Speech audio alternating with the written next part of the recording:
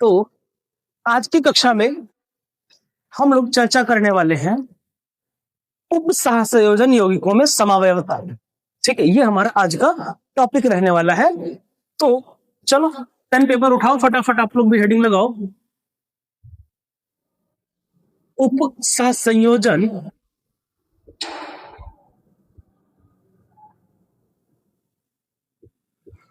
यौगिकों में समावयवता,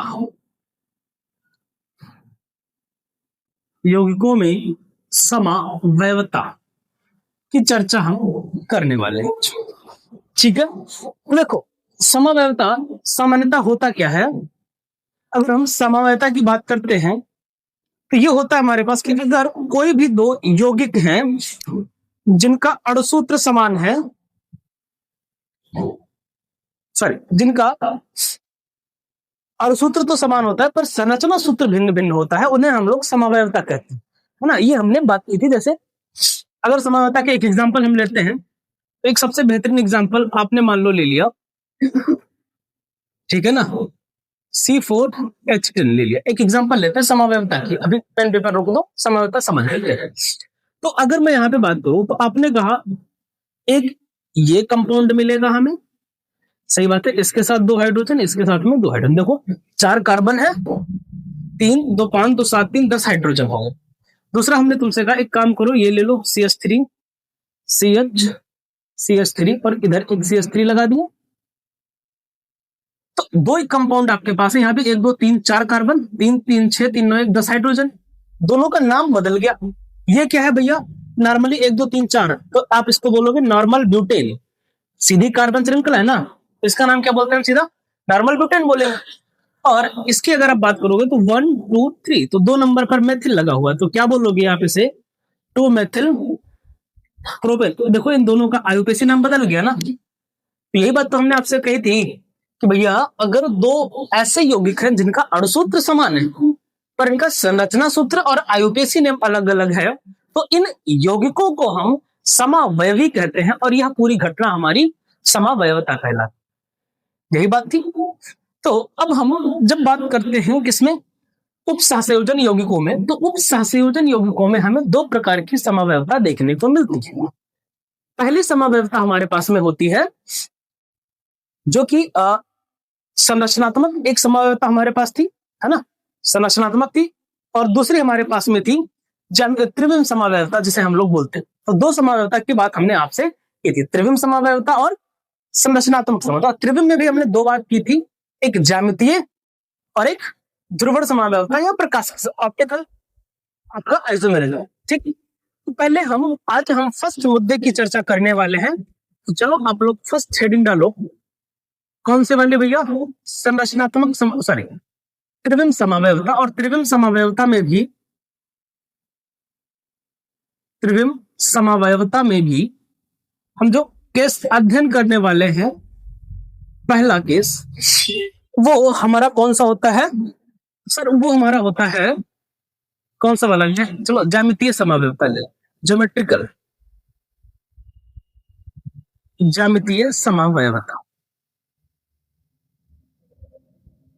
ठीक है, ज्यामितीय समावयवता, इससे संबंधित 2-3 बातें आपको जहन में रखनी है। जैसे पहली बात ये कि यह समावयवता केवल उन्हीं उप सहसंयोजन यौगिकों में मिलती है जो हेट्रोलेप्टिक है। हमने 2 प्रकार के उप सहसंयोजन यौगिक आपको बताए हैं, होमोलेप्टिक और हेट्रोलेप्टिक। हेट्रोलेप्टिक में क्या होता है, भिन्न भिन्न प्रकार के लिगेंड होते हैं, जबकि होमोलेप्टिक में क्या होता है, एक जैसे लिगेंड होते हैं। तो ये समावयवता किन यौगिकों में देखने को मिलती है, जिनमें केवल क्या है हमारे पास, हेट्रोलेप्टिक है।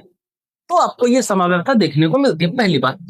दूसरी बात ये केवल उन यौगिकों में देखने को मिलेगी जिसमें या जो आपका केंद्रीय धातु परमाणु है उसकी उप सहसंयोजन संख्या या तो 4 है या तो 6।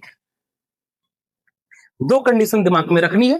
पहली कंडीशन क्या कहती है कि भैया ये समावयवता उन्हीं में देखने को मिलेगी जिनमें क्या है, हेट्रोलेप्टिक उप सहसंयोजन यौगिक होंगे। दूसरी बात, उनमें ये बात भी ध्यान रखना है कि जो उप सहसंयोजन संख्या है वो या तो 4 हो और या तो 6 हो। अब इसमें भी हमारे पास फिर 2 केस आ गए, उपसहसंयोजन संख्या 4 वाले और उपसहसंयोजन संख्या 6 वाले। तो हम इसमें भी पहली बात क्या करेंगे कि 4 वालों की बात करते हैं। अच्छा, एक शब्द जो हम यूज करते हैं वो अभी एग्जाम्पल में समझा देंगे।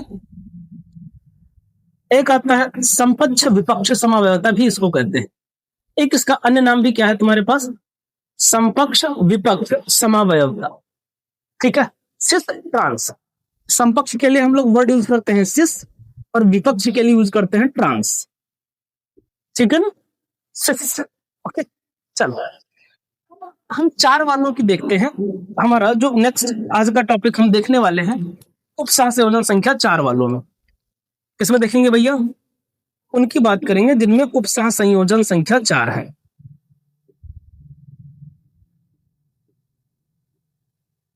ठीक, चलो एक दो एग्जांपल देते हैं। अब 4 में भी क्या क्या हो सकते हैं, हो सकता है देखो चारों एक जैसे तो लिगेंड नहीं हो सकते ना, क्योंकि हमें कौन सा चाहिए, हेट्रोलेप्टिक चाहिए। होमोलेप्टिक तो हमें चाहिए ना, हमें चाहिए हेट्रोलेप्टिक। तो हेट्रोलेप्टिक में चारों के चारों लिगेंड एक जैसे तो नहीं हो सकते, अलग अलग लिगेंड होंगे। तो अलग अलग लिगेंड अगर होंगे तो हमने मान लिया एक ऐसा केस जब एक लिगेंड है एम, एक कोई लिगेंड ए है वो भी 2 बार आया है, कोई लिगेंड बी है वो भी 2 बार आया है। ठीक है, जैसे एग्जांपल अगर आप चाहो तो आपने ले लिया platinum NH3 whole twice Cl2 whole twice. ठीक, समझ आ रही बात। ऐसा कोई हमने एक कंपाउंड ले लिया है, 2 बार अमोनिया और 2 बार क्लोरीन है। तो अगर मैं इसकी बात करूं, इसके मैं संरचना बनाऊं, तो संरचना हमें कैसे देखने को मिलती है, तो संरचना हमें कुछ यूं मिलेगी कि भैया हमारा जो सेंट्रल मेटल एटम है वो एज इट इज आ जाएगा, और बाकी जो 4 लिगेंड है वो इसके चारों तरफ आराम से जुड़ जाएंगे। तो चलो इनको जोड़ देते हैं चारों लिगेंडों को। ठीक है, एक हमने NH3 यहां जोड़ दिया, ठीक है, एक NH3 यहां जोड़ दिया, एक Cl यहां जोड़ दिया और एक Cl यहां जोड़ दिया। ठीक है, अच्छा ऐसा भी तो हो सकता था कि ये तुम्हारा रहा सेंट्रल मेटल एटम। ठीक, हमने एक NH3 तो यहां जोड़ा, पर एक NH3 को यहां जोड़ दिया, एक Cl यहां है और एक Cl यहां। तो ये चारों के चारों जो लिगेंड है वो एक समतल में जुड़े हुए हैं, है ना। कैसे जुड़े हुए हैं भैया, एक समतल में जुड़े हुए हैं। तो आप चाहो तो इनकी संरचना भी कह सकते हो भैया समतल ही है। तो लेकिन अगर आप इन दोनों में एक कॉमन डिफरेंस देखो, तो कॉमन डिफरेंस तुम्हें क्या मिलेगा, वो आपको नजर क्या आएगा भैया, जरा बताना तो ध्यान से। अगर आप इस केस में देखो तो NH3 दोनों पास पास है, दोनों NH3 साथ हैं, यहाँ पे दोनों NH3 क्या है, दूर दूर है। तो जब अब क्या और भी कोई केस हो सकता था, सर ये वाला NH3 यहां लगा दें, कोई फर्क पड़ेगा नहीं, दोनों NH3 फिर पास पास हो जाएंगे, है ना। तो 2 केस बनेंगे, या तो समान लिगेंड पास पास है या समान लिगेंड दूर दूर है। तो जब समान लिगेंड पास पास होते हैं तो इसको हम नाम देते हैं सिस, और जब दूर दूर होते हैं तो इसको नाम देते हैं ट्रांस। जब लिगेंड पास पास है तो हम उसको बोलेंगे समपक्ष, और जब लिगेंड दूर दूर है तो उनको हम बोलेंगे विपक्ष समावयव। कोई समस्या हो तो बताओ। अब आप इन दोनों ही केस में देखो, अरे यार मुझे M क्यों लिख दिया मैंने यार, चलो प्लेटिनम है तो मैं आधा इसका कर दिया आधा उसका हो गया, M रहने दो, यहाँ पे प्लेटिनम ही लिख लो, है ना।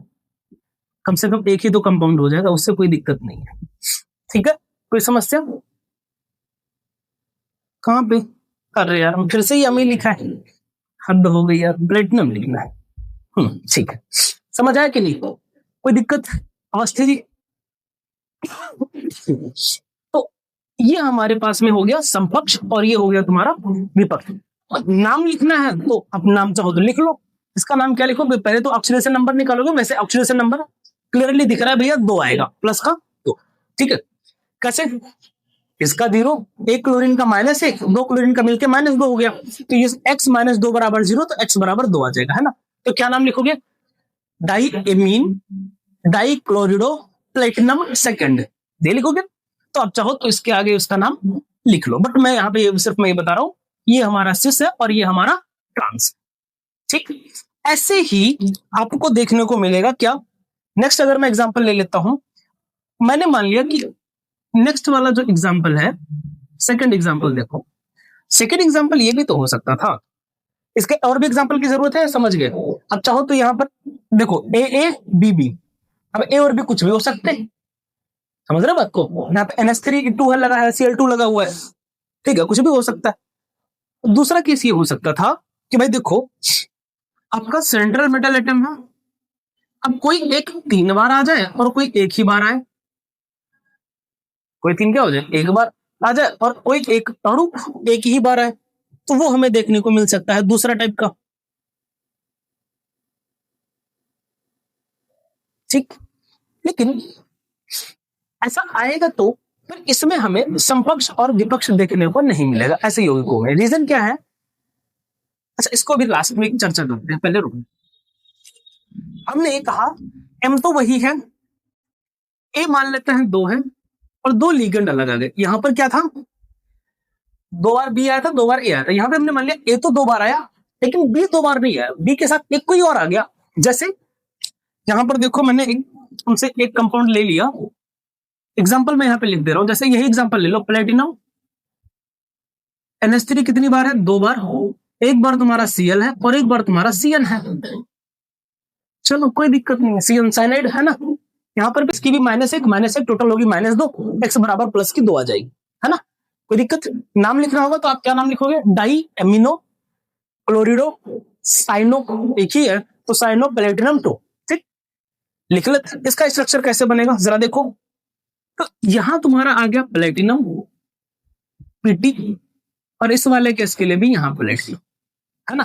अब हो सकता था कि दोनों NH3 पास पास, क्या कर सकते हो आप, दोनों NH3 आपने पास पास कर दिया, एक जगह Cl लगा दिया, एक जगह Cn लगा दिया, है ना। दूसरा कि सर देखो हमने ये किया, दोनों NH3 ही दूर दूर कर दिया, हमने क्या किया इस बार, दोनों NH3 को दूर दूर कर दिया, यहां Cl है और यहां Cn है, तो ये वाला जो आइसोमर मिला हमें,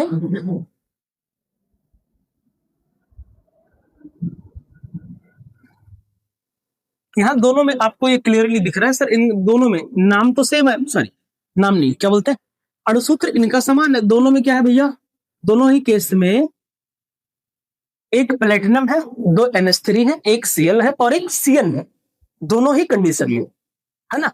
परंतु मुद्दा ये है कि यहां पर दोनों NH3 पास पास थे, यहां दोनों NH3 दूर दूर है, तो जब पास पास है तो ये हमारा क्या कहलाएगा, तो ये हमारा कहलाएगा, इसको हमने नाम दे दिया सिस और इसको हमने नाम दे दिया ट्रांस। कोई समस्या, समझ आ रहा है ना, सिस और ट्रांस, सिस का मतलब है समपक्ष, सिस का मतलब क्या होता है समपक्ष, और ट्रांस का मतलब है विपक्ष समानी, ठीक। या हो सकता था कि सारे अलग अलग हो जाए, ऐसा भी तो हो सकता है कि 4 के चारों लिगेंड अलग अलग हो, है ना, 4 लिगेंड है चारों अलग अलग, ऐसा भी तो हो सकता है। जैसे एग्जांपल देखो, मान लो हमने वही लिया platinum NH3 H2O Cl Cl, चलो 4 लिगेंड है, चारों अलग अलग हैं, ठीक, कोई दिक्कत है सर, कोनो दिक्कत नहीं है, इसका भी बना लो।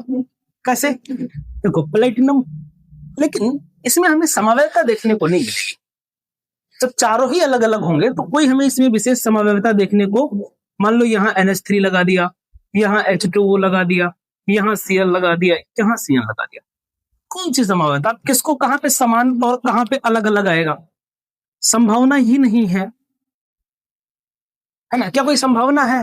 अब हो सकता है तुमने NH3 को यहां लगा दिया तो यहाँ पे तो कोई समवयता ही नहीं बनेगी, क्या ही फर्क पड़ जाएगा, है ना, कोई मतलब बना इसका नहीं बना। और एक दूसरा केस वो भी मतलब सिर्फ इन दोनों का है, तो आपको दिमाग में किसको रखना है, ये वाला केस और ये वाला केस।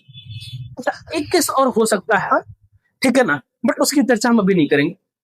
अच्छा चौथा है जो एक कंडीशन दिमाग में आ सकती थी, जो भी हमने आपसे कहा था ना कि भैया एक बात बताओ, मान लो ये 3 बार आ जाए, जैसे कोई आपने कंपाउंड ऐसा लिखा जैसे प्लेटिनम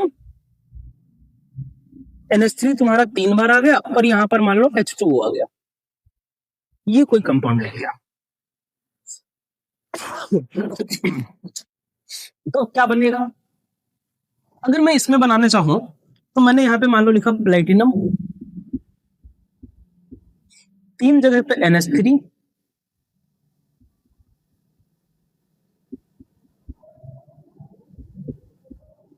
अब यहाँ कैसे कर पाओगे समकक्ष रूप से? भाई मान लो इस H2O को उठा के यहाँ से यहाँ लगा दिया तो NH3 यहाँ जाएगा, तब भी तीनों NH3 साथ साथ, या इस H2O को उठा के यहाँ लगा दिया तो NH3 आएगा, तब भी तीनों NH3 साथ साथ। तो इस H2O तो क्या समावयवी बनेंगे, कोई अंतर ही नहीं आएगा संरचना में। समझ आ रही बात? तो इन दोनों में कोई विशेष अंतर नहीं आ रहा है, तो इन दोनों को हम मिलनी समावयवता की विशेष चर्चा में नहीं रखते, ये हमारे पास इनमें समावयवी बनते हैं इन दोनों केस में। तो इन केसों के लिए हम समकक्ष और विपक्ष समावयवता दिमाग में रखते हैं और इनके लिए ही हम पढ़ते हैं। तो मेनली आपको इन दोनों पर फोकस करना है। जरा बताओ कोई समस्या है, फिर आगे बढ़ाने। मुद्दा क्लियर है ना? चलो लिखो फिर फटाफट आप लोग।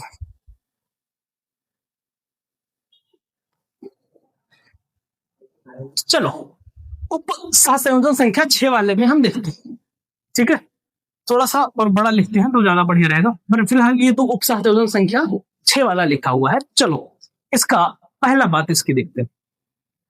मान लो हमने वही लिया कि MA3B3 टाइप कोई ले लिया, ठीक है ना? ऐसा कंपाउंड हमने ले लिया, MA3B3 टाइप कोई कंपाउंड लिया, तो इसका स्ट्रक्चर कैसे बनेगा?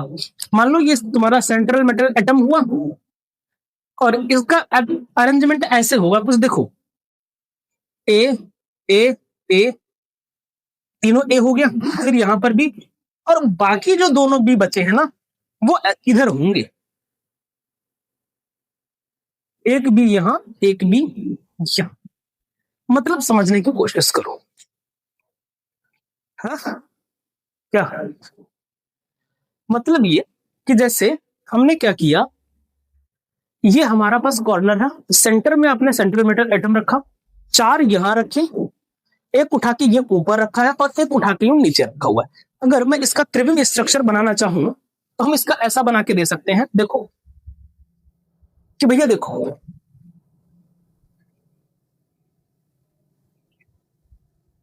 ये तुम्हारे 4 लिगेंड हो गए, ए ए ए और ये रहा बी, यहां पे रखा सेंट्रल मेटल एटम, ठीक है?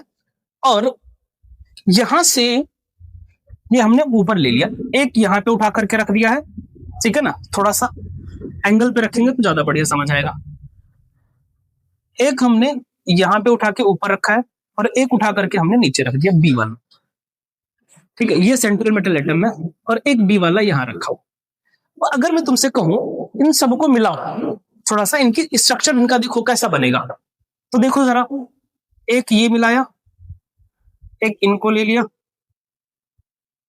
ठीक है?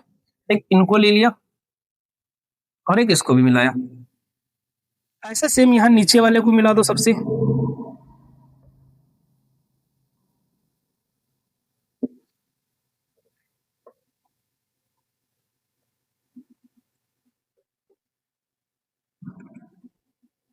तो कुछ ऐसा स्ट्रक्चर बनेगा।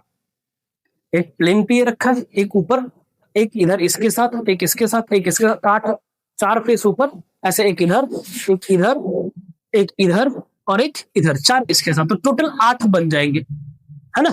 तो इसको अष्टफलकीय संरचना कहते हैं। क्या संरचना बोलेंगे इसको? अष्टफलकीय संरचना इसको हम नाम देते हैं। तो इसलिए यहां पर ये आपका हो जाएगा। अब दूसरा क्या बन सकता था?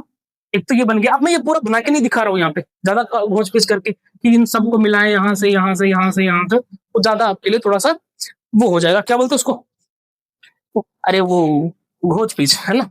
चलो दूसरा ऐसा भी हो सकता था, यहाँ पे तो हमने तीनों एक साथ कर दिया, एक साथ नहीं है, थोड़ा सा मैंने केस उल्टा ही ले लिया, इस बार जरा ध्यान देना, पता चले हम ही गलत बना दें।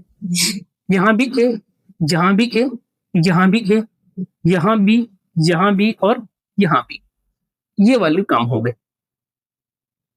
तो इस बार देखो यहां पर दोनों के अपोजिट हैं, देखो विपरीत हैं, यहाँ पे तीनों एक साथ साथ के विपरीत नहीं है, तो जो साथ साथ होते हैं वही तो हमारा सिस कहलाता है ना, और ये हमारा क्या कहलाएगा? बस यही हमें करना है। अगर आपको इसके एग्जाम्पल लेना है तो ले लो, जैसे आपने ले लिया कोबाल्ट, NH3 कितना 3, और यहाँ पर H2O भी ले लिया 3, लो एग्जाम्पल हो गया इसके। ठीक, कोई दिक्कत? तो ये दरअसल ये बनाना नहीं है, इसके चक्कर में मत पड़ो, बर्बाद हो जाओगे। आगे पढ़ेंगे, जब बीबीटी पढ़ेंगे तो इनकी संरचनाएं हम लोग पढ़ेंगे कायदे से वहां पर। अच्छा, अब अगर मैं नेक्स्ट बात करता हूँ सेक्स वाले में, कि मान लेते हैं भैया हमारे पास एक तो केस ये आ गया, एक केस हम ले लेते हैं कि एम ए हमारे पास 4 है और बी 2 है। एम क्या है? 4 है और बी 2 है। इनका स्ट्रक्चर कैसे बनेगा जरा देखो, यहां पर हमने एम रखा, वही कहानियां है यार, अलग कुछ नहीं करना है, और एक एम यहां रखा।